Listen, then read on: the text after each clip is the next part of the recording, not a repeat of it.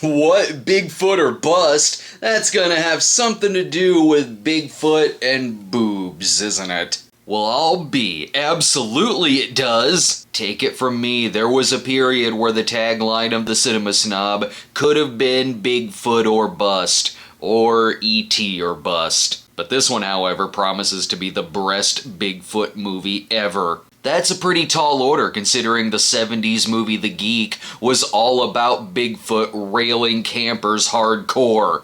In Bigfoot or Bust, though, one look and yep, definitely a Jim Wynorski movie. But less classic Wynorski like Chopping Mall, and more so the kind that's just the Bear Wench Project over and over again, only with a different villain. Or dog movies, he does those too. I'm still calling bullshit on that tagline, though. Sure, the movie is wall-to-wall cleavage, and Wynorski shows up as himself in a Monty Python-type gag to say, "Stop this movie, there's way too much gratuitous sex in it!" There is no gratuitous sex in this movie. Hell, there isn't even any nudity in it. And then when they try, it blurs it out. Sorry, but for better or worse, in The Geek, we saw all kinds of body parts, including Bigfoot's dick. All you need to know is some former softcore starlets go looking for Bigfoot in the woods. Sometimes there's a script to it, and I emphasize sometimes. Like, oh, we're gonna parody the good, the bad, and the ugly out of nowhere, okay? Or jokes like, I could kiss you! What? That's gross! You're my sister! Or a lot of talking to the camera and saying things like, careful,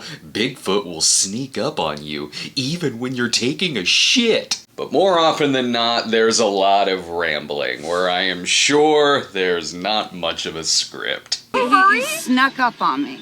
Bigfoot threw you off the bridge? Was he stinky? I think so. so. Oh my God, you're so lucky to be alive. I know. It's a sound effects comedy too, like playing cartoon noises or rubbing a balloon whenever they touch their breasts. It even plays a laugh track several times. What year is it? 2022. Well, at least it's not 2020. At one point, the movie even stops for Bigfoot to listen to a sound effects machine.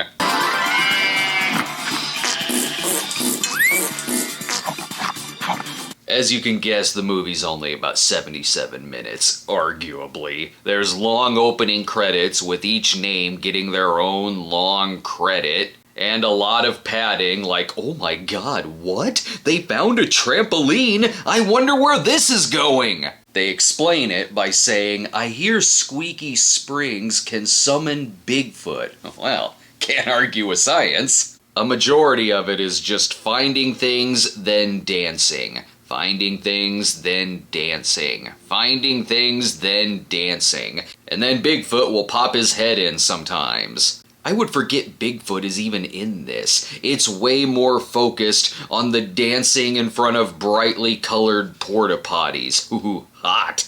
I mean, it is in on the joke, I suppose. There is a song in the movie called Get to the Point. Get to the point. Bigfoot even has his own love theme, way better than the one from Baby Huey's Easter. I'm not the beast you think I am. Been hunted down since time began. I don't think that's really him singing, but that is the only funny part of the movie.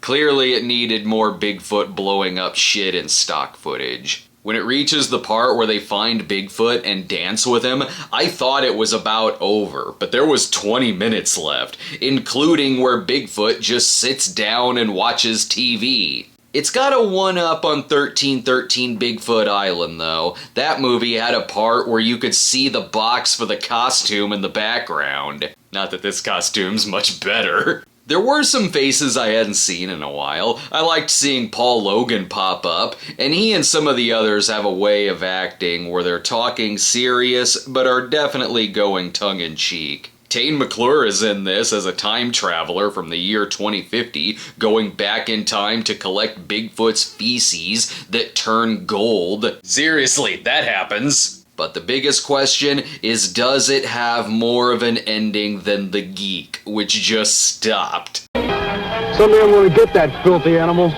Ooh, they better give the story a proper conclusion here.